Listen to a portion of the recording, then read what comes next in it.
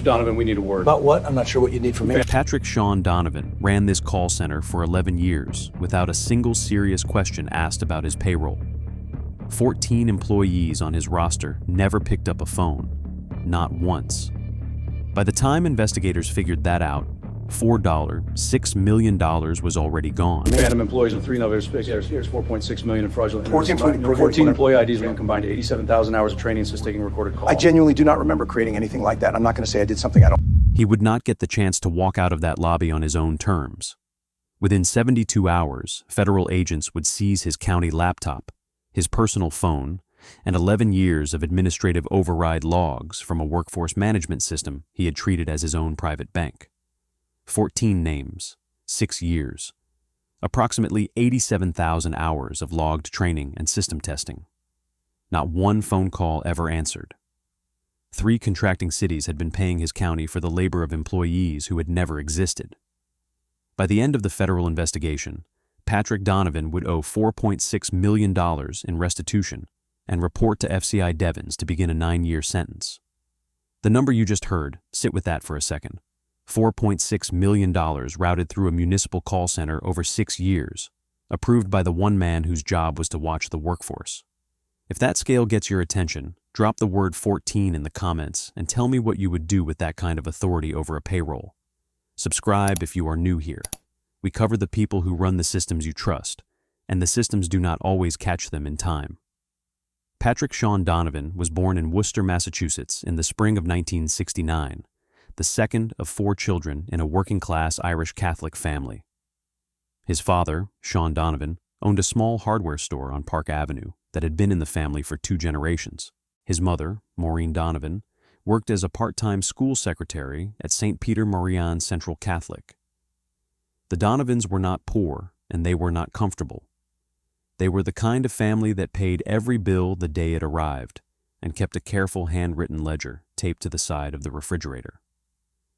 By the age of 10, Patrick was already working the register at the hardware store on Saturday mornings. His father taught him the discipline of cash drawers. Count it before the shift.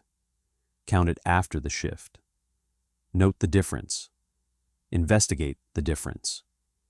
If the difference is more than $1, find the receipt or find the lie. Sean Donovan ran a 5-aisle hardware store the same way the Federal Reserve runs an audit. Patrick absorbed all of it. He liked the order of it. He liked the way a column of numbers could be made to tell the truth if you simply paid attention to it.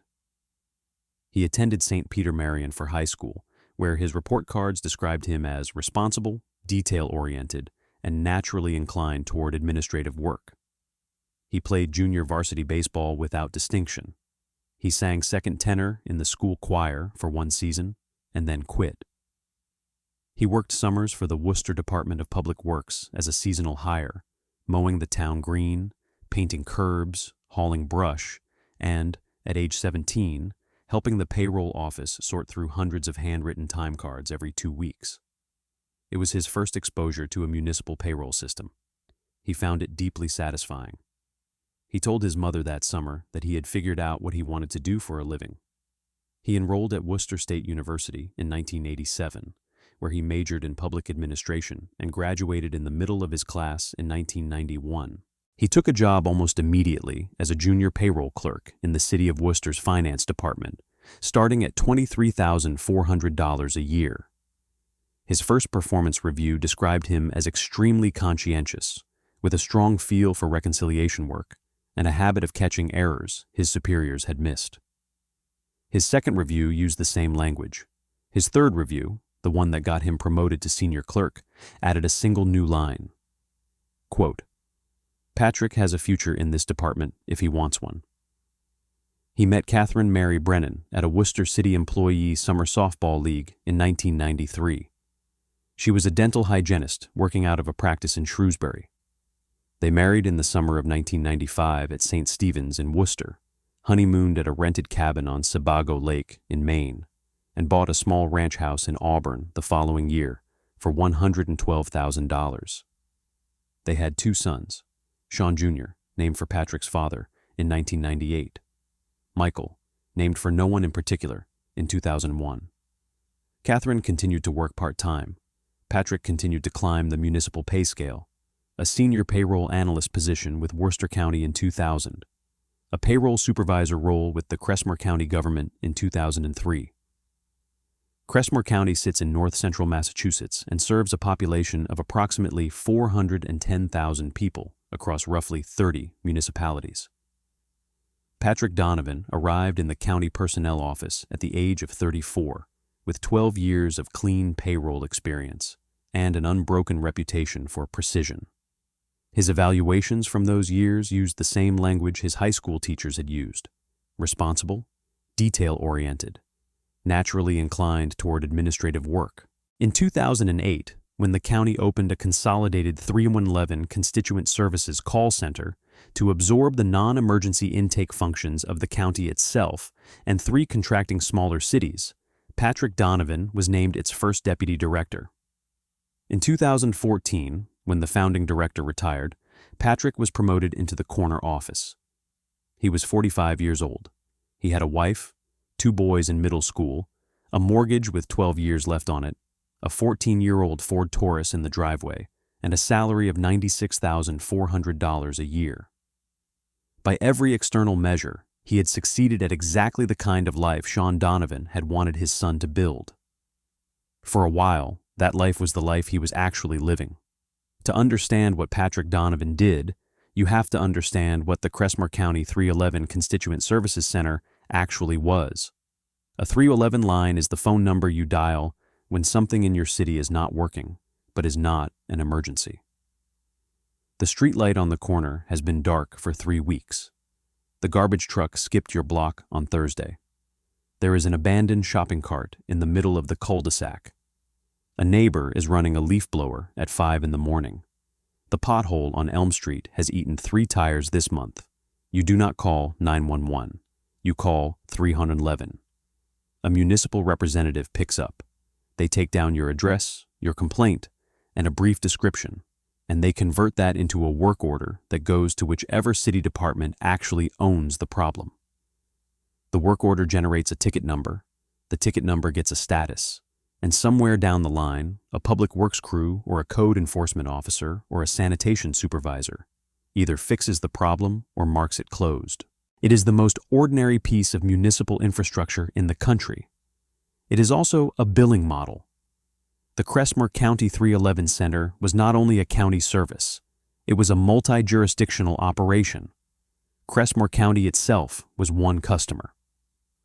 The 3 smaller cities of Northbridge, Templeton, and Air Falls were the other 3.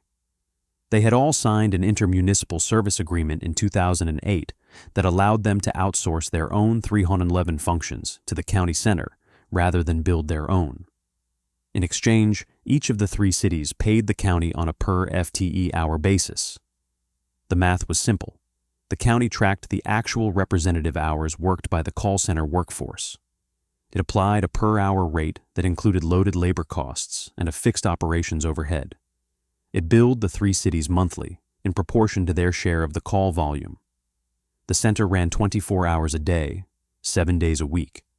It carried a staffed workforce of approximately 120 representatives across 3 rotating shifts. Each representative wore a headset, sat at one of 12 banks of workstations, and worked under a workforce management platform that tracked, in real time, how many calls they handled, how long each call took, how long callers waited in the queue, and what percentage of their logged hours were actually spent on the phone. Patrick Donovan, as director, had administrative override authority over every layer of that system. He could create new employee records. He could approve time card corrections. He could assign hours to activity categories that were exempt from call handling productivity metrics.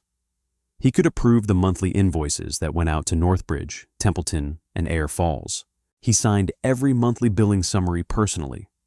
The cities trusted the county. The county trusted the workforce management platform. The platform trusted the director. No one checked. No one was supposed to need to. The scheme began, as far as federal investigators were ever able to determine, in the late summer of 2017. Patrick Donovan was 48 years old. His older son, Sean Jr., had just started his sophomore year at the University of New Hampshire. On a financial aid package the family was already struggling to top up. His younger son, Michael, had been diagnosed with a learning difference that required private tutoring at $3,000 a semester. The mortgage was paid down, but the Taurus had finally died, and Catherine's dental practice had cut her hours in half. Patrick had taken a second mortgage on the Auburn house in 2016. He had 3 credit cards approaching their limits. The investigators would later find his personal balance sheet from that summer in a manila folder in his basement filing cabinet. He had been running a personal deficit of roughly $1,900 a month for 14 months. He understood the system better than any human being in Crestmore County. He had spent 14 years inside it. He knew, with the precision of a man who had built half its workflows himself, exactly where the gaps were. He created the first phantom employee in September of 2017. The name was a common Irish-American surname paired with a common given name. The Social Security number had been purchased from a dark web identity marketplace for $42 in cryptocurrency. The address was a rented mailbox at a UPS store in Lowell. The bank account was opened by Patrick in person at a credit union in Nashua, New Hampshire, using a fabricated Massachusetts driver's license he had ordered from a telegram vendor for $250. The fake employee was entered into the county payroll system as a part-time 3111 representative, working approximately 30 hours a week at an entry-level pay grade.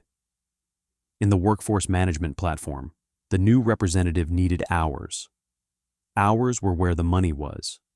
Hours were also where the audit trail was. So Patrick logged the Phantom's first 2 weeks as new hire training. It was a normal category. It was exempt from call handling productivity metrics. No real new hire ever recorded calls during training. The Phantom looked, on paper, exactly like every other onboarding employee. The first paycheck cleared. The direct deposit hit the Nashua Credit Union account. Patrick transferred the money out the same week in 3 separate withdrawals of less than $10,000 each, structured carefully to stay under the federal currency transaction reporting threshold. The next pay cycle, he did it again. The cycle after that, he did it again. By the spring of 2018, there were 3 Phantoms on the roster. By the end of 2019, there were 8. By the time the scheme reached its full operational scale in 2021, there were 14. 14 names, 14 social security numbers, 14 bank accounts spread across credit unions and online-only banks in New Hampshire, Rhode Island, and southern Maine. 14 direct deposits every 2 weeks. 14 sets of time card entries logged through the director's administrative override function. 14 separate streams that converged into a single beneficiary. But the paychecks were only the first stream. The second stream was bigger. The per-FTE-hour billing model meant that every hour the 14 Phantoms appeared to work was also an hour billed to Northbridge, Templeton, or Air Falls, in proportion to their share of the call volume. The 3 cities were collectively paying the county for approximately 420 additional labor hours every single week that did not exist. Over 6 years, that came to roughly $4.6 million in fraudulent labor cost billings flowing into county coffers. Patrick did not pocket all of that. Most of it landed in the county's operations budget for the call center, where it created an apparent operational surplus he could then redirect to discretionary line items. Conference attendance. Equipment upgrades signed to vendors with kickback arrangements. A consulting contract to a Nashua-based one-man shop owned, on paper, by a high school classmate who passed 60% of the contract value back to Patrick in cash inside manila envelopes, handed off in the parking lot of a Cracker Barrel on Route 3. Across the entire 6-year arc, his personal net proceeds came to approximately $1.6 million. The signs were there. They had always been there. The Donovans renovated the kitchen, then the bathrooms, then the basement. Catherine started talking to her sister about a small place on the Cape. Patrick bought a used Sea Ray cruiser and kept it at a marina in Newburyport. Sean Jr.'s remaining tuition was paid off in a single lump sum the summer of his senior year. Michael's tutoring became a private school placement at $31,000 a year. The Taurus was replaced by a 3-year-old Lexus ES. None of the changes were dramatic enough on their own to trigger anyone's curiosity. All of them together painted a picture that no county director's salary should have been able to paint. No one painted it. It was not a colleague who started the unraveling. It was a spreadsheet. In the early winter of 2024, the Massachusetts Office of the Inspector General began a routine periodic review of intermunicipal service agreements across the Commonwealth. The OIG conducts these reviews on a rotating basis to ensure that contracting municipalities are receiving services consistent with the cost terms in their agreements. The Crestmore County 311 Center, with 3 contracting cities and an 8-figure annual budget, came up in the rotation for the first time in nearly a decade. The auditor assigned to the file was a 41-year-old senior analyst named Karen Westbrook. She had spent 12 years inside the OIG and had a particular interest in unit economics drift. Her preferred opening move on any service agreement audit was the same. Pull the cost per unit data over the longest available window, plot it, look at the slope. Westbrook pulled the Crestmore 311 Center's reported per-call cost over the prior 6 fiscal years. In 2018, the center had reported a per-call cost of approximately $4.20. In 2024, that number had risen to approximately $6.10, a 45% increase. Over the same period, comparable 311 centers in Massachusetts had seen per-call costs rise by an average of 7%, driven primarily by wage growth and modest technology investments. The Crestmore drift was almost 7 times the peer average. Westbrook flagged the divergence and sent a polite written request to the county finance office for a workforce hour-by-call volume reconciliation. The county finance office, which had no idea what was happening inside the call center, complied within 2 weeks. They sent back 6 years of monthly data showing total workforce hours logged, total calls handled, and the ratio between them. The ratio was wrong, severely wrong. The Crestmore 311 Center was reporting workforce hours that, when divided by recorded calls, produced an average handle time per call of nearly 42 minutes. The industry standard for non-emergency municipal call centers is 6 to 9 minutes. The center had been reporting handle times of 7 minutes on its individual representative dashboards for years. Somewhere in the math, hundreds of hours every single week were vanishing into nothing. Westbrook escalated the file within 48 hours. The matter went from a routine periodic review to a referral to the OIG's Investigations Division, and from there, given the federal pass-through funding involved in the County General Fund, to the FBI Boston Field Office. The IRS Criminal Investigation Division joined within a week. The Massachusetts Attorney General's Public Integrity Division joined the following week. Patrick Donovan did not know any of it was happening. He arrived at his office on a Monday morning in February of 2024, the same way he had arrived for 10 years. He set down a thermos of coffee on the corner of his desk. He logged into the county network. He opened the workforce management platform. He approved the prior week's time cards. He approved the monthly invoice draft for Northbridge. The investigators were already 6 weeks into pulling his data. We are about to get into the part where the federal forensic team takes the workforce management database apart hour by hour and walks the numbers back to the man who built them. If you appreciate the kind of accountability coverage that follows the paper trail instead of the headline, subscribe and hit the notification bell. These stories do not get the audience they deserve, and the next case we are working on is even closer to the bone. The federal investigation ran for 15 months. It was led by FBI Special Agent Marcus Holloway, a 14-year veteran of the Boston Field Office's Public Corruption Squad, with forensic support from IRS Criminal Investigation Special Agent Teresa Liang and Massachusetts Attorney General's Office investigator Daniel Cabrera. The team obtained court-authorized access to the Crestmore County Workforce Management Database, the county payroll system, the 3 contracting cities' intermunicipal billing records, and Patrick Donovan's personal financial accounts at 4 institutions. They started with the workforce management platform. The Crestmore 311 Center used a commercial product manufactured by a vendor in Atlanta. The platform recorded, for every employee record in the system, a granular hour-by-hour activity log, Every minute a representative was logged in was categorized. Calls handled, after-call work, hold time, breaks, lunch, training, coaching, system testing, shadowing. Each category had a flag indicating whether it counted toward call handling productivity metrics. Special Agent Liang pulled 3 full years of activity data for every employee ID in the system. She built a single spreadsheet, 41 columns, 134 employee IDs, roughly 2.5 million data points. She sorted the table by one variable, percentage of logged hours spent on non-productive activity codes. The top 14 rows of the sorted table were all at 100%. Across 3 years, 14 employee IDs at the Crestmore County 311 Constituent Services Center had logged a combined total of approximately 87,000 hours of training, shadowing, and system testing, and had never, not once, in any of the records, taken a single phone call. There was no plausible operational explanation.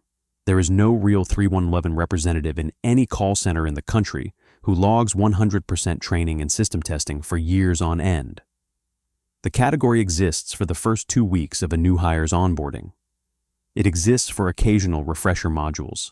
It does not exist as a permanent job state.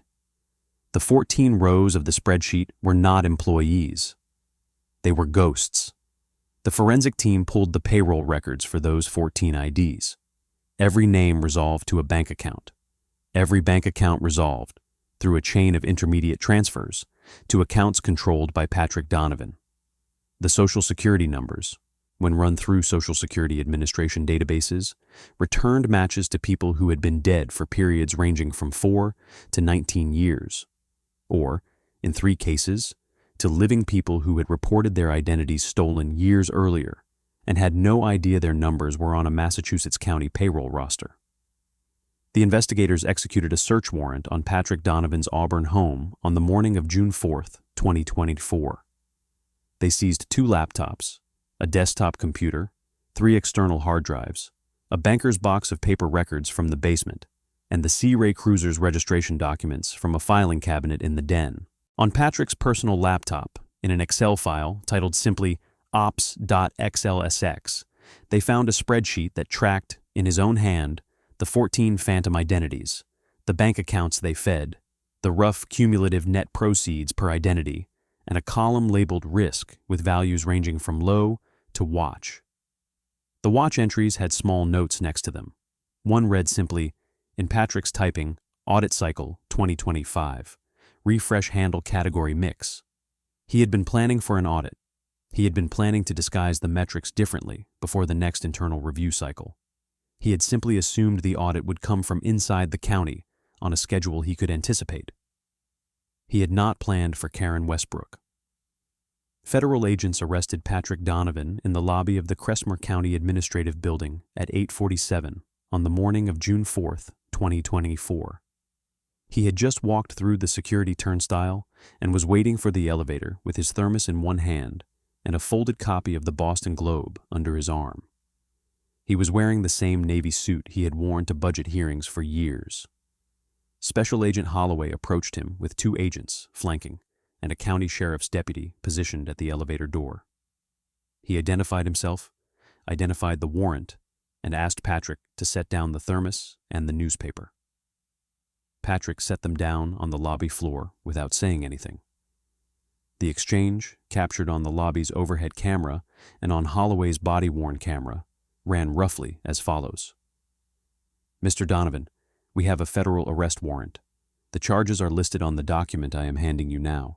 We need you to come with us. Is this about the audit? We are not going to discuss the substance in the lobby, sir. Are my sons going to be okay?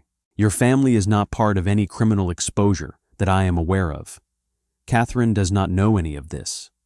We are not going to discuss that here, sir. Please put your hands behind your back. Patrick complied. The handcuffs went on at approximately 8:48. He did not resist. He did not raise his voice. According to the agents on scene, he did not appear surprised. He appeared, in the words of Special Agent Liang's later report, like a man who had been waiting for this morning for a long time. On the elevator ride down to the basement parking garage, where the federal vehicle was waiting, Patrick spoke one more time. He looked at Holloway and asked a question. The question was recorded on the body camera. "How long have you had the WFM data?" Holloway answered him. "Long enough." Patrick nodded once. He did not speak again until his attorney met him at the John Joseph Moakley United States Courthouse in Boston 3 hours later. The grand jury in the District of Massachusetts indicted Patrick Sean Donovan on 28 counts on July 17, 2024. The charges included theft from a program receiving federal funds under 18 U.S.C. Section 666, mail fraud under Section 1341, wire fraud under Section 1343, aggravated identity theft under Section 28A, money laundering under Section 1956, and falsification of records under Section 1519. The Massachusetts Attorney General's Office filed parallel state charges under Chapter 266, Section 30, larceny over $1,200, Chapter 266, Section 67, false entries in public records, and Chapter 268A, Section 2, corrupt practices. Patrick was represented by Boston defense attorney Howard Greenstein. Greenstein had practiced federal white-collar defense for 31 years and had a measured reputation for getting his clients to plea bargains before trial. He filed 2 motions to suppress portions of the search warrant return, both of which were denied. He sought a Brady review of the OIG's audit methodology, which produced nothing useful to the defense. By December of 2024, Greenstein and the United States Attorney's Office had opened formal plea discussions. Patrick Donovan pleaded guilty to a reduced count package on March 11, 2026. He acknowledged in his plea allocution that he had created and operated 14 fictitious employee identities, that he had logged approximately 87,000 hours of fabricated workforce activity through the Crestmore County 311 workforce management system, and that he had caused approximately $4.6 million in fraudulent billings to the cities of Northbridge, Templeton, and Air Falls over a 6-year period. Sentencing took place on June 8, 2026, before United States District Judge Margaret Kowalski in the Moakley Courthouse. The hearing ran for nearly 4 hours. The court heard victim impact statements from the city managers of all 3 contracting municipalities. The Northbridge city manager, Robert Halloran, spoke for 9 minutes.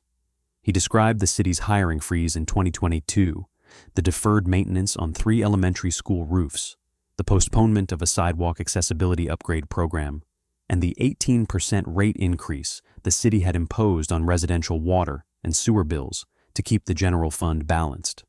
He looked directly across the courtroom and delivered one sentence. "You took it from a city that did not have it to give." Judge Kowalski's sentencing statement ran for approximately 15 minutes. The relevant portion is as follows. "Mr. Donovan, you held a position of public trust for 11 years. You were paid by taxpayers to operate a system that those taxpayers had every right to assume was being operated honestly. You knew, better than anyone in this Commonwealth, where its blind spots were because you had spent your career studying them. You did not stumble into this scheme. You designed it, you refined it, you expanded it year after year in a series of deliberate decisions that required you to sit at your desk and approve fictitious time cards on Monday mornings, knowing exactly what you were doing. The harm you caused was not abstract. 3 cities did less for their residents because of you. Sidewalks were not repaired. School roofs were not fixed. Water bills went up on families who were already stretched. That is the ledger you built. You will now answer for it." The court sentenced Patrick Donovan to 108 months in federal prison, to be served at FCI Devons in Ayer, Massachusetts. He was ordered to pay $4.6 million in restitution, apportioned to the 3 contracting cities based on their respective overpayment exposure. He was placed on 3 years of supervised release. He was barred from public employment for life. His Crestmore County pension, valued at approximately $412,000, was forfeited. The C-Ray was forfeited. The Auburn house went on the market to fund a portion of the restitution. Catherine Donovan filed for divorce in August of 2026. Sean Jr., by then 28 and working in commercial real estate in Portsmouth, stopped returning his father's calls in October. Michael, by then 25 and finishing a master's degree at Lesley University, wrote his father a single letter and then went quiet. FCI Devens is a medium-security federal correctional institution located approximately 20 miles from the Crestmore County Administrative Building, where Patrick had reported to work for 16 years. From the unit recreation yard, on a clear day, an inmate can see the highway that runs past the county complex. Patrick is scheduled for release in 2034 at the age of 65. He will return to a commonwealth in which he is permanently barred from holding any public job and to a profession that will not have him back. Karen Westbrook still works at the Massachusetts Office of the Inspector General. She still opens every service agreement audit the same way. Pull the cost per unit data over the longest available window, plot it, look at the slope. The Crestmore County 311 Constituent Services Center is still operating. The phone still rings. Real representatives still pick up. The pothole on Elm Street eventually gets filled. This case was quiet, but the case on the right-hand side will leave you staring at the ceiling tonight.